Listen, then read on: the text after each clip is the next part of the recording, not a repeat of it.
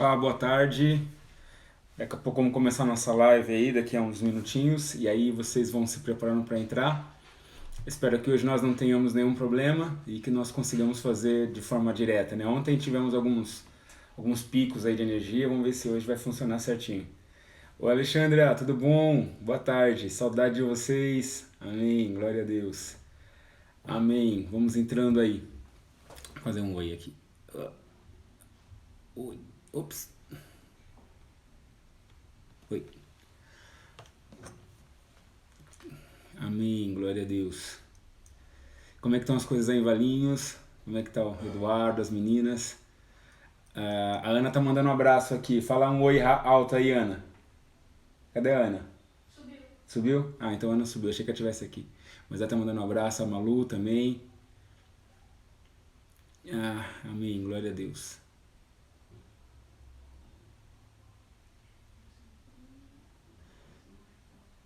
Amém.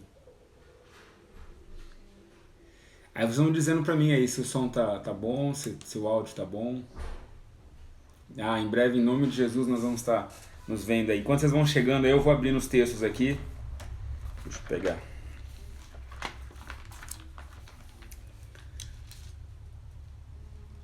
Amém, glória a Deus.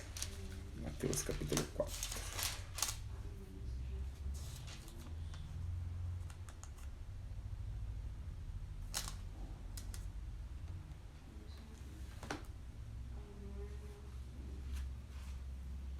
Vão chegando aí, pessoal. Tô só organizando os textos aqui.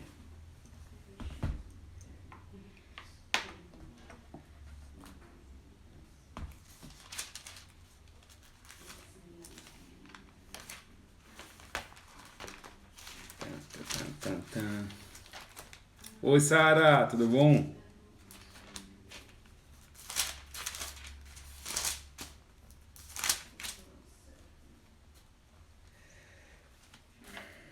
É Lucas 22, vou marcar aqui.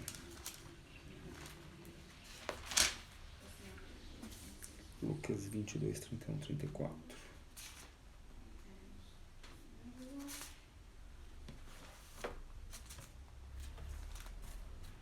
Aí nós temos também Lucas 22. 2. Sim. Depois João, estamos marcando aqui. Vamos enxergando aí, pessoal. Temos uns minutinhos aí, tá? Amém. Vamos convidando aí o pessoal de São Paulo, vai chamando a igreja aí. João.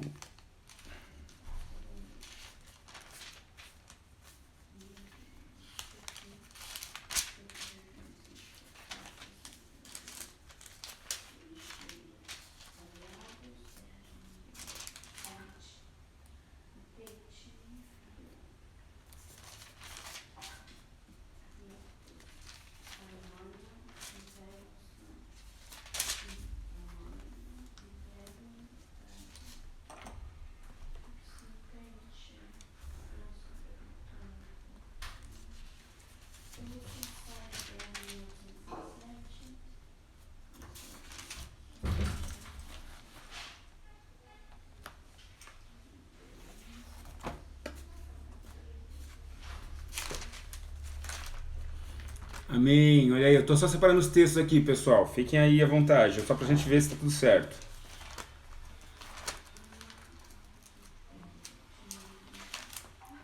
Pedro.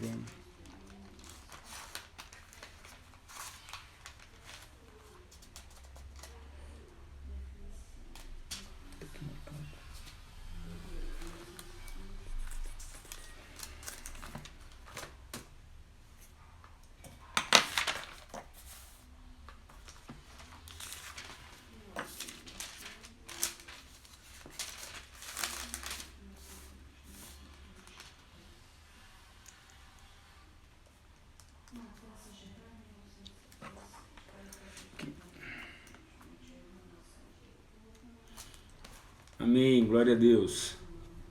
E aí, como é que vocês estão? Ah. Não, Débora, isso aí aqui em São Paulo esfriou um pouco, tá um pouquinho mais frio que o natural. Mas tô vestido que nem soldado, que nem general não, são todos soldados aqui. Amém, glória a Deus. Cadê seu pai? Ah, Bruno, tô esperando seu telefonema, viu, Bruno? Você só promete, tá que nem político também. Fabrício, Ira, olha aí, amém, pessoal, amém. Não tô vendo o pessoal de São Paulo, deixa eu ver aqui, pra dar bronca nesses irmãos. Cadê aqui? Ah, minha mãe tá aqui, a Márcia tá aqui também. Cadê que mais? Ah, a Nicole tá aqui, amém, glória a Deus. Val, Camila, amém. Estamos chegando. Deixa eu falar um oi pra todo mundo aqui que eu não falei oi ainda. Que mandou mãozinha, né? Deixa eu ver aqui. Acenar, acenar, acenar, acenar, acenar. Amém, glória a Deus. Irmãos, nós havíamos falado a semana passada ontem, né? De fazermos um louvorzão na quarta ou quinta-feira, né? Mas na verdade nós não vamos fazer não, né? Nós vamos fazer um culto de Páscoa no sábado, mas eu vou ver com o meu amigo, o pastor Mário, que ele também tem culto no sábado, então não quero conflitar os horários, eu vou ver qual horário que ele vai fazer, para nós não batermos com o horário de Ipanema, porque eu acompanho as lives deles, então nós vamos ver o horário certinho, mas eu passo entre hoje e amanhã, eu vou ligar para ele, para ver o horário que ele vai fazer de culto, e aí nós marcamos o nosso. Amém. Quando vocês vão chegando aí, eu vou esperando mais um pouquinho, mas teremos as nossas lives aí de segunda a sexta, às 15 horas, e aí no sábado, em algum momento do sábado eu vou falar o horário certo, mas vamos fazer uma live para falar sobre a Páscoa especificamente, tá bom?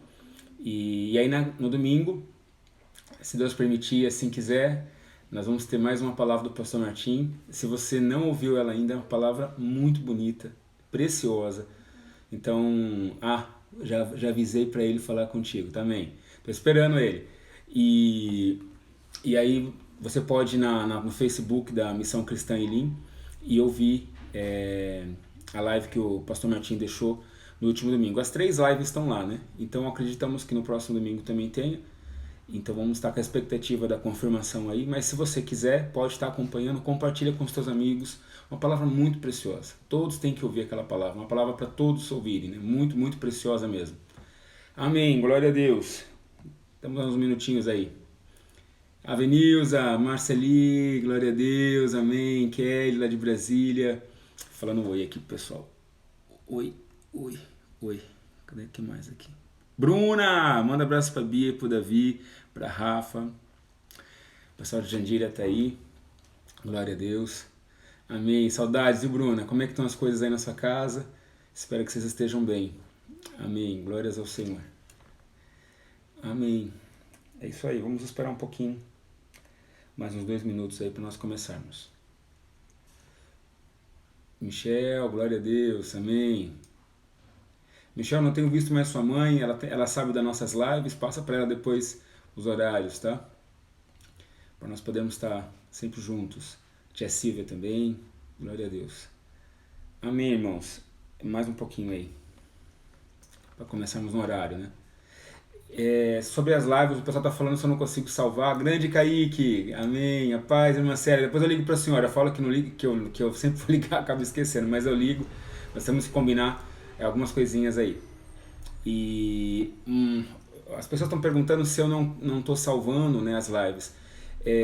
Eu não sei o que está acontecendo, eu não estou conseguindo fazer isso no Instagram, embora esteja programado para fazer. Eu pensei que era memória, mas não é memória.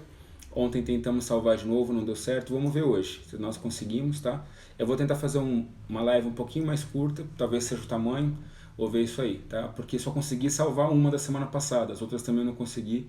Vamos tentar aí. Amém, vamos começar, vamos fechar nossos olhos, vamos orar ao Senhor. Karine aí de Maringá, glória a Deus também. Senhor, nós oramos a Ti, Deus, nesta hora, pedimos que Tua palavra, Teu Espírito esteja sobre as nossas vidas. Abençoa, Senhor, esse momento com o Teu povo, encha-nos da Tua graça, do Teu socorro, que possamos ser ministrados por Ti nessa tarde, Pai. Nós oramos a Ti e Te agradecemos, em nome do Senhor Jesus. Amém. Eu ontem falei muita coisa e falei rápido, então eu fiquei com a sensação, depois que terminou, de que eu não consegui passar tudo o que eu queria passar. Então eu vou voltar um pouquinho no dia de ontem e falar sobre Gênesis ainda, né? Então, Gênesis capítulo 1, versículo 1 e 2. Nós vamos começar do ponto de partida. Grande Lucas, saudade de você. Gênesis 1, versículo 1 e 2. Nós vamos dar esse ponto de partida que foi o mesmo de ontem, e eu vou explicar novamente esse pedaço, tá? No princípio, criou Deus os céus e a terra era sem forma e vazia, e havia trevas sobre a face do abismo, e o Espírito de Deus se movia sobre a face das águas. Quando falamos da origem de tudo, de Gênesis, nós falamos daquilo que não havia, do que não existia, do nada. E é importante ficar na nossa mente essa visualização, né? De uma massa sem forma, de algo informe, sem nenhuma forma, de um vazio completo e de uma escuridão. Assim eram todas as coisas antes da criação. E aí, como se alguém desse um estralo, como se alguém fizesse, né, nesse formato, surge então a presença de Deus. E aí a expressão o Espírito do Senhor, o Espírito de Deus pairava sobre a face das águas, né? E eu disse que ontem, numa das vezes fazendo natação, eu tive a oportunidade de fazer o mergulho, como todos fazem, né? Mergulha. Só que quando eu entrei na água, eu virei de bruços, né? E fiquei olhando para cima. E o que eu via? Eu vi um reflexo da água, né? Eu me via dentro da água. A água transformava-se num espelho. E era a única imagem que eu tinha, a minha. E pensando, meditando sobre isso, eu me lembrei então de Gênesis, porque quando nada havia, quando tudo era escuridão, quando não tinha forma, quando tudo era vazio, sombrio, sem nenhuma criação, o Espírito de Deus era a única coisa que completava tudo aquilo. Então a presença de Deus iluminava toda a escuridão. A presença de Deus refletia sobre todo aquele espelho d'água. A presença de Deus era suficiente para toda aquela vastidão sem forma. Ele era, todas as coisas olhavam para ele e eram dele, e em cima dele foram criadas todas as coisas, né? Foram sendo construídas. Então nós olhamos para a criação e percebemos que Deus tem um princípio, ele tem um procedimento, um ponto de partida igual para todas as coisas, né? E o ponto de partida no momento em que ele chega, ele tem que ser o único.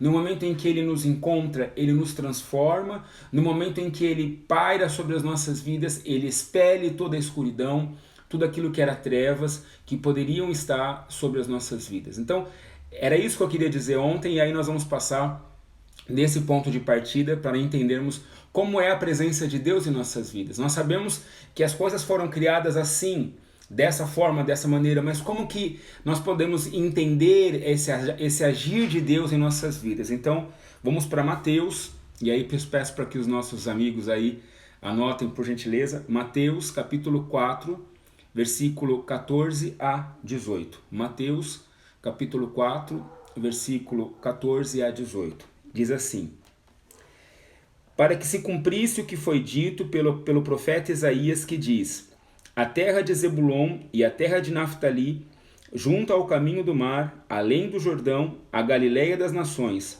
O povo que estava assentado em trevas viu uma grande luz, e aos que estavam assentados na região e sombra da morte, a luz raiou. Desde então começou Jesus a pregar e a dizer: arrependei-vos, porque é chegado o reino dos céus. E aí só mais um aí, o 18. E Jesus, andando junto ao mar da Galileia, viu dois irmãos, Simão chamado Pedro e André, os quais lançavam redes ao mar, porque eram pescadores. Entenda que o princípio é o mesmo. A forma como Deus trabalha, a forma como Deus age é a mesma, é o mesmo ponto de partida. Então, Isaías fala que ali o povo estaria sentado em trevas, o povo estaria sentado em sombras, e uma grande luz então surgiria e mudaria e impactaria a vida deles. Todos nós, em algum momento, ou todos que não sabem como que funciona o agir de Deus, serão impactados ou foram impactados por essa luz. Ela um dia brilhou, um dia ela resplandeceu sobre as suas trevas, ela resplandeceu sobre aquilo que você era, e de repente você se pega olhando apenas para esse Jesus, e ele tem a completa e total atenção de sua vida. Tudo na sua vida para esse Jesus, porque a presença dele é irresistível. A manifestação do seu poder, da sua glória é notória aos nossos olhos, e tudo que é nosso se sente preenchido por esse Jesus, se sente preenchido pela graça, pelo favor, pela misericórdia, por tudo aquilo que ele é. Então, naquele momento ali, haviam duas pessoas aqui que falam, uma delas é Pedro, vamos pegar Pedro, e ele estava fazendo suas coisas naturalmente, estava lançando suas redes ao mar, vivendo a sua vida, da forma como ele desenhou, da forma como ele construiu. Jesus, ele cruza as nossas vidas, ele encontra os nossos caminhos desta forma. Nós estamos com os nossos projetos prontos no forno, nós estamos com os nossos sonhos, com as nossas vontades, necessidades, com tudo em cima da mesa. Nós simplesmente somos autônomos e fazemos o que bem entendemos de nossas vidas. Então Jesus, no momento que ele acende, no momento que ele brilha, no momento que ele surge, ele mostra para nós então algo que nós não conseguíamos enxergar, porque vivíamos num mundo completamente de sombras, num mundo completamente de trevas. Então o que fazíamos era o que todos fazem, o que vivíamos era o que todos viviam. Então assim era a vida e assim será. Mas no momento em que Pedro olha para Jesus, Jesus então irradia, né, o seu brilho toma completamente tudo ao seu redor, e Pedro se sente o quê? Um chamado, se sente convocado por esse Jesus, se sente atraído por esse Jesus e diz: eis-me aqui. Então Jesus fala: segue-me, segue-me.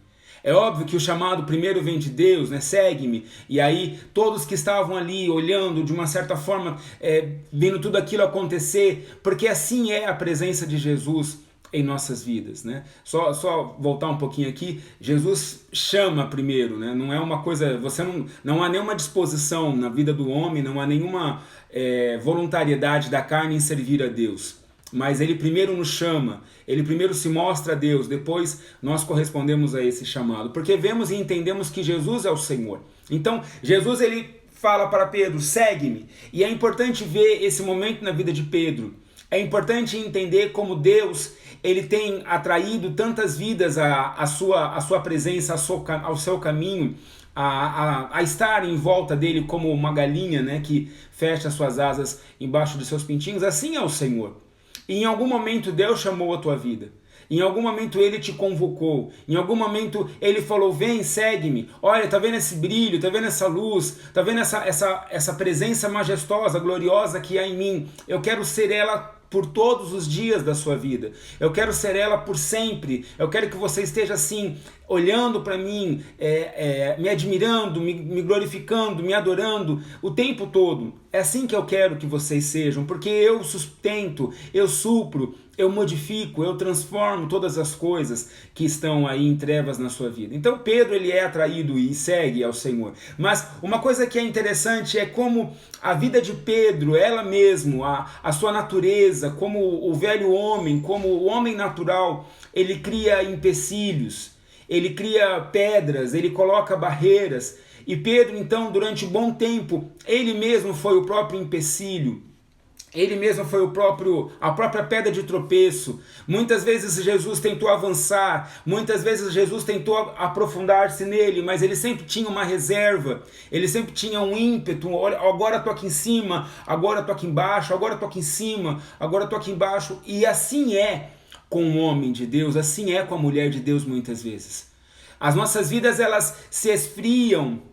As nossas vidas, elas muitas vezes criam mecanismos que não impedem o agir completo de Deus. É como se eu pudesse dizer assim: olha, eu que um dia fui vazio, eu que um dia fui sem forma, eu que um dia vivi em trevas, sem mais para a minha vida do que o próprio Cristo, que tem trazido novidade. E eu me proponho como um obstáculo para esse agir. Eu me coloco como uma barreira para esse agir. E Pedro, então, ele foi uma barreira, ele foi um obstáculo, ele foi uma pedra de tropeço para aquilo que fluía dentro da vida dele. Havia uma limitação, havia uma imaturidade, uma criancice, havia uma infantilidade na vida dele que não permitia a palavra do Senhor fluir, a comunhão com o Senhor fluir. Mas a obra do Senhor, ela avança. O processo de Deus avança, o querer agir de Deus, o querer efetuar de Deus avança em nossas vidas, e o propósito de Deus, ele não é interrompido porque nós não queremos.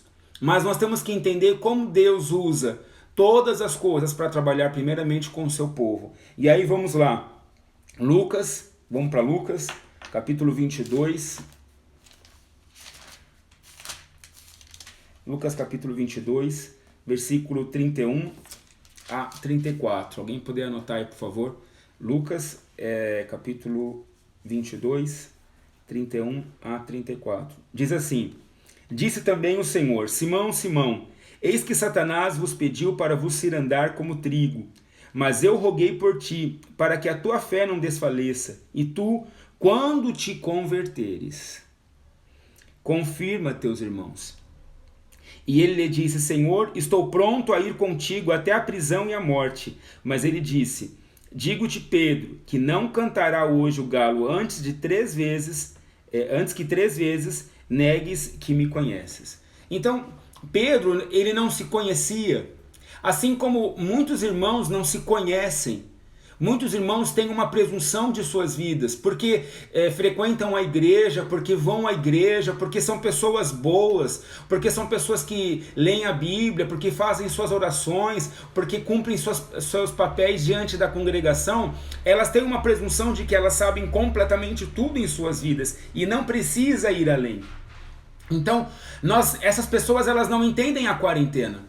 Elas não entendem esse momento da igreja. Talvez, se eu fosse um médico, um cientista, eu diria: olha, você tem que ficar na sua casa por conta do vírus, porque você tem que fazer um isolamento social, vertical, horizontal, não importa. Você tem que fazer isso. E nós absorvemos tudo que o mundo fala de uma forma tão rápida e tão genuína, como se aquilo fosse uma verdade absoluta. Mas nós pertencemos ao reino dos céus. Nós pertencemos a Cristo. Lá atrás, quando todas as coisas ainda eram trevas, sem forma e vazia, nós fomos atraídos com essa proposta, nós fomos atraídos com esse chamado e seguimos então esse Jesus com esse propósito e seguimos ao Senhor Jesus com esse querer. E agora, nesse determinado momento, nós não entendemos por que Deus nos parou. Por que a igreja foi parada? Por que nós, filhos e filhas de Deus, não podemos ter liberdade de fazermos as coisas? Porque a palavra do Senhor para nós é outra. Olha, quando te converteres, porque o processo na nossa vida foi interrompido por nós. Quantas vezes não oramos de forma correta? Quantas vezes não estivemos no culto embora o corpo estava presente? Quantas vezes nós julgamos aos nossos irmãos? Quantas vezes dissemos para Deus que não cumpriríamos o propósito deles por não concordar? Quantas vezes selecionamos na Bíblia palavras que nos eram boas e desconsideramos as palavras que não eram? Julgamos a homens e mulheres de Deus. Não importa o que fomos e fizemos, o fato é que a igreja deixou de fazer o papel dela, de continuar avançando, de continuar se esforçando. Como a palavra diz, o reino dos céus se conquista mediante esforço. A igreja perdeu os seus olhos para olhar para as vitrines do mundo, para olhar para as coisas que estavam ao redor, e de repente nós entendemos que o Senhor nos parou com um propósito diferente. O Senhor nos parou para dizer: é tempo de vocês se converterem.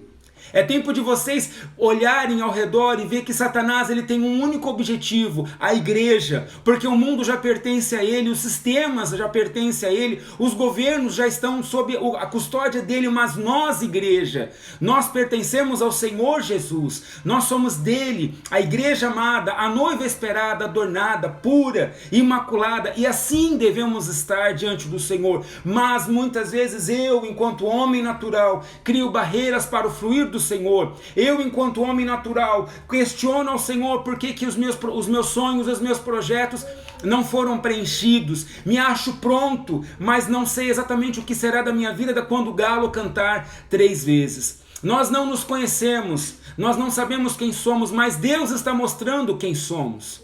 Deus está mostrando nesses dias o que somos. E não se espante se você tem orado mais. Não se espante se a sua vida tem escutado mais louvores, se você tem falado mais de Deus na sua timeline, se você tem meditado mais sobre o Senhor, porque isso só é possível porque o Senhor tirou a tua liberdade. Ele tirou a sua liberdade de ir e vir. Não foi o governo apenas, mas foi o próprio Deus que tem barrado a vida da igreja. Então hoje nós temos que entender a frase que Jesus fala para Pedro. Como que alguém que andou 3 anos com Jesus e viu tantos sinais e maravilhas recebe uma repreensão dessa? Porque o mesmo Pedro que ora estava lá em cima era o que estava lá embaixo. Deus não quer uma igreja gangorra. Deus não quer irmãos e irmãs que quando estão tudo bem, então Deus é maravilhoso. Então quando tudo está mal, Deus, por que tu me abandonaste? Não, Ele quer uma igreja que tem uma convicção. Ele quer um povo que tem um chamado firme e forte, que nada distrai os seus olhos, que os seus olhos estejam atentos para a cruz e para o chamado do Senhor. Lá atrás ele disse para Pedro: Pedro, segue-me. E de repente ele diz: Pedro, você parou de me seguir faz um tempo. Você está dando voltas, as coisas te fascinam, as coisas ao redor, são tantas coisas que fascinam os nossos olhos. O poder, o dinheiro, a cobiça, a luxúria. São tantos pecados que hoje nós precisamos chegar diante do Senhor e dizer: Senhor, que não passe esses dias sem que eu tenha me acertado contigo. Como somos fortes, como nós somos firmes. Se o governo falar: olha, a quarentena está liberada, todos nós voltamos às nossas vidas, às nossas velhas desculpas. Voltamos a dizer ao Senhor: agora, Deus, não temos tempo porque nós temos que organizar tudo o que ficou parado. Não é para isso que o Senhor está nos parando nesses dias, mas o Senhor está nos parando para dizer: olha, percebam que Satanás está cirandando sua vida, percebam que as coisas estão cada vez mais estreitas, e você não tem hoje mais liberdade alguma, porque um dia você falou que queria me seguir. Então a pergunta que eu faço para você é: você tem seguido a Jesus? Porque hoje Ele te parou para você olhar ao redor, para ver se de repente a igreja não está lá na frente e você, como um retardatário, ainda brigando com o Senhor para que o Senhor te convença de que Ele realmente te ama. Não é tempo para isso. Não é tempo para nós ficarmos olhando para o Senhor e dizermos: Deus, por que tudo isso está vindo sobre a minha vida? Não é tempo de ficar contando quantos mortos vão cair, porque isso nunca foi preocupação da igreja. Digo isso não como se eu tivesse sentado no trono da justiça, mas digo isso como aquele que alerta e exorta, dizendo quantas pessoas estão morrendo hoje sem salvação, e a igreja não tem uma lágrima caindo. Agora, porque as nossas vidas estão ameaçadas, nós percebemos então o papel que a igreja precisa ter. É tempo da igreja entrar em contrição de espírito e aflição e dizer: não é possível que agora eu estou tão atento às coisas. Sim, é tempo de nós acordarmos e percebemos que um dia Deus começou uma boa obra em nossas vidas e ela precisa avançar. E que nós somos pedra de tropeço para aquilo que Deus opera em nossas vidas, e pedra de tropeço para aquele irmão que está me ouvindo, porque ele não escutou de Jesus ainda, ele não escutou o testemunho ainda da minha vida. Nós falamos dos cantores, nós falamos das ideologias, nós falamos das teorias, nós falamos da política, mas não falamos de Jesus. E Ele nos chamou para que nós falemos apenas dele. Em nenhum momento você viu Jesus discutindo política, em nenhum momento você viu Jesus discutindo os mundos e os tempos, mas Ele fala: dai a César o que é de César, dai a Deus o que é de Deus. Nós temos que entender o que somos. Nós somos servos do Senhor, operários do reino dos céus, e precisamos trabalhar como, né? Vamos avançar para não perder muito tempo. Eu disse aqui: é necessário um conserto urgente com o Senhor. É necessário um conserto urgente com o Senhor. Urgente. E nós temos que usar esses dias para isso. Quantas famílias estavam à beira da destruição? Quantas famílias iam se perder? E o Senhor parou e disse: agora todos vão ter que se resolver em casa. Filhos vão ter que se resolver com os pais, pais vão ter que se resolver com filhos. E isso não é glorioso, isso não é maravilhoso. Saber que o Senhor tem dado uma chance para que nós possamos realmente entender. Então vamos entender o que aconteceu com Pedro e se ver se isso não está acontecendo com a igreja. Lucas 22 agora, versículos 61 e 62. Lucas 22, 61 e 62. Eu estou nele?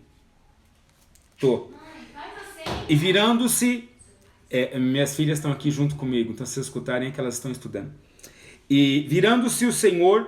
olhou para Pedro, e Pedro lembrou-se da palavra do Senhor, como lhe tinha dito: antes que o galo cante, hoje me negarás 3 vezes. E saindo Pedro para fora, chorou amargamente. Jesus olhou para Pedro. Ele não olhou com julgamento, dizendo: viu, eu te falei, você ia cair. Mas ele olhou como aquele que diz: olha, eu sei todas as coisas, continua me seguindo, continua me seguindo. Em nenhum momento os olhos de Jesus foi de julgamento. E hoje nós não estamos sendo julgados, nós estamos sendo parados. Hoje o Senhor não está vindo com sentença, mas hoje Ele está olhando para as nossas vidas e dizendo: eu disse que você está longe. Eu disse que você não para orar. Eu disse que você não conversa comigo. Eu disse que você não para ouvir a minha voz. Mas eu tenho um propósito na sua vida. Eu tenho algo para fazer na sua vida. É isso que nós temos que ouvir do Senhor. É isso que o Senhor está dizendo. Todas as noites que eu tenho orado ao Senhor, que eu tenho entrado na presença do Senhor, o Senhor tem dito: haverão dias de choro nessa terra. E quais palavras de consolo você vai ter na sua boca? Quais palavras de consolo? Porque para consolar alguém eu tenho que ter sido consolado. Para falar de Jesus eu tenho que ter tido uma revelação. Para mostrar o caminho eu tenho que estar nele. Então Jesus, ele olha para Pedro, e Pedro então se lembra que ele foi alertado deste tempo. Sabe qual é o meu grande medo? Que amanhã a quarentena acabe, que amanhã a vacina apareça, que as coisas se resolvam e eu tenha perdido a oportunidade de ver que Jesus tinha razão. E aí eu olho para mim e vejo que eu estou negando ele novamente. Porque quando uma igreja não se posiciona no papel de igreja, nós negamos a Cristo. Nós estamos negando a Cristo quando não cumprimos o nosso papel, quando não cumprimos o chamado do Senhor para as nossas vidas. Nós temos que ter esse incômodo pelas almas, nós temos que ter esse ardor, porque esse é o incômodo do céu. Então Pedro, ele chora amargamente. Não era um choro de melancolia, não era um choro de autocomiseração, mas era um choro amargo de dizer: poxa, por que eu não ouvi ao Senhor? Então antes que venham esses dias, antes que cheguem os dias onde nós, igreja do Senhor, olhamos para trás e dizemos: por que eu não ouvi ao Senhor? Convertam-se agora, rendam-se agora, saiam de seus pedestais, de seus altares e diga: Senhor, eu me humilho diante de Ti. Não é colocar uma roupa da época de Jesus e falar que está de saco. Não é rasgar as vestes, como ele diz: eu não quero mais sacrifícios externos, agora eu quero um coração rendido. Os pais amem seus filhos, suas esposas, seus filhos obedeçam seus pais. Aqueles que estavam distantes voltam-se ao Senhor. Aqueles que estão distantes da igreja se convertam e digam: pastor, eis-me aqui. São tantas coisas que o Senhor tem feito que eu preciso reconhecer a vida dele. E para terminar, vamos para João, capítulo 21. João capítulo 21, versículo 17 a 19, diz assim: olha que lindo, assim, quando nós olhamos a Bíblia num panorama mais amplo, nós vemos como Jesus é amoroso, como nós não encontraremos isso em lugar nenhum desse planeta, em governo algum, em pessoa alguma, e como nós estamos depositando toda a nossa confiança nisso. E hoje nós precisamos acordar. Olha que lindo que Jesus faz. Depois de tudo isso, depois de tudo que aconteceu, talvez nós poderíamos dizer: por justiça, Jesus, esquece Pedro, porque ele é muito inconstante. Por justiça, Jesus, esquece essa igreja, esquece esses irmãos, que o tempo todo você tem que estar alertando eles que eles precisam estar na sintonia certa. Mas olha como nós vemos o amor de Jesus, e esse amor está para a tua vida hoje. Diz assim, ó: disse-lhe pela terceira vez: Simão, filho de Jonas, amas-me? Simão entristeceu-se por ter-lhe dito terceira vez: amas-me? E disse-lhe: Senhor, tu sabes tudo, tu sabes que eu te amo. Jesus então disse-lhe: apacenta as minhas ovelhas. Na verdade te digo que quando eras mais moço, te cingias a ti mesmo e andava por onde querias. Mas quando já fores velho, estenderás as mãos e outro te cingirá e te levará para onde tu não queiras. Chegou o tempo, igreja. Chegou o tempo. O tempo passou, os dias passaram. Somos velhos agora. Somos velhos porque os nossos velhos estão sendo tirados. Agora nós somos os velhos.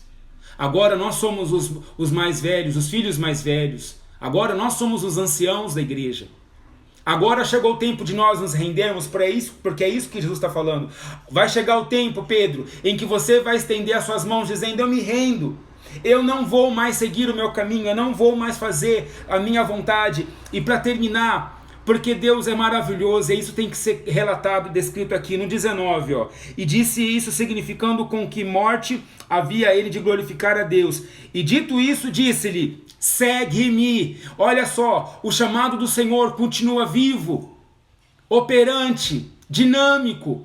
O Senhor não se esqueceu da sua vida, o Senhor não se esqueceu daquilo que um dia, lá atrás, como eu disse, como eu comecei, havia trevas, era sem forma, era vazio. Jesus apareceu e disse: segue-me, pastor Edivaldo, segue-me, Júnior. E eu disse: Senhor, eu quero, mas a minha vida foi lá e foi cá, foi lá e foi cá. Toda hora eu estava constante diante da presença do Senhor. Foi necessário o Senhor me parar, foi necessário o Senhor me expor, foi necessário o Senhor dizer: olha quem você é, olha o que você faz. É necessário ouvir palavras como essa, para que nós então entendamos o contexto que nós estamos. E aí ele termina dizendo: olha que lindo, ele pergunta: se você realmente me ama como eu te amo? Pedro fala: lógico que não, porque a resposta que ele dá aqui não é ágape, mas é filos, né? Eu gosto, tu sabes que eu não posso ter a mesma falsidade que toda a minha vida eu tive, a mesma presunção. Tu conhece todas as coisas. Disseste bem agora, Pedro. Disseste que você não sabe nada. Disseste que você não sabe mais o que será da tua vida amanhã. Que você para de planejar as coisas, de querer colocar para mim aquilo, a tua vontade em primeiro lugar. Agora eu entendi que você está entendendo o meu chamado, então continua me seguindo. Se a igreja entender o propósito de Deus nesses dias, então nós avançaremos. Sairemos da água parada, sairemos daquilo que foi nossas vidas até então e conseguiremos avançar. É exatamente isso. Tem mais um textinho aqui, eu já ia fechar. Só para terminar, 1 Pedro 1, 22. Olha, o mesmo Pedro, um Pedro que era inconstante, um Pedro que não sabia nada. Olha só, esse Pedro, 30, 40 anos depois, escreve isso, ó: purificando a vossa alma. 1,22, 1 Pedro 1,22. Purificando a vossa alma na obediência à verdade, para amor fraternal, amor de comunhão, amor de corpo, não fingido, amai-vos ardentemente uns aos outros, com um coração puro. Então, Pedro, ele entende que ele precisava mudar, ele entende que ele precisava ser transformado, ele entende que ele precisava avançar e seguir. O chamado está aqui: segue-me, segue-me, segue-me. Mas nós temos que acertar as coisas nas nossas vidas, acertar os ponteiros, acertar as coisas que estão erradas, pedir perdão pelos nossos pecados, lavar as nossas vestes que estão sujas, sair do pecado, parar de justificar a Deus. Senhor, mas tu sabes que eu tenho que viver uma vida assim. Não. Chegou o tempo de ajustar a casa. E aí avançaremos. E aí conseguiremos corresponder ao chamado ao ponto de termos um coração puro. Amém? Aleluia. Era o que eu tinha para falar hoje. Amanhã às 15 horas nós continuaremos. Deixa eu pegar aqui para falar mais pertinho com vocês. Tá? E que o Senhor possa usar essa palavra e que nós possamos nos consertar diante do Senhor. O Senhor tem me dado um incômodo, porque é tempo de consertar. Ele quer a igreja toda, ele não quer só um pedaço da igreja, ele não quer só uma parte do povo, mas ele quer todos. Então, enquanto durar essa quarentena, nós não estamos aqui dentro de casa porque estamos com medo do coronavírus. Nós estamos dentro de casa porque nós precisamos acertar nossas vidas com Jesus. Amém? Um grande abraço a todos. Vou tentar salvar essa live hoje, tá? A paz, até mais.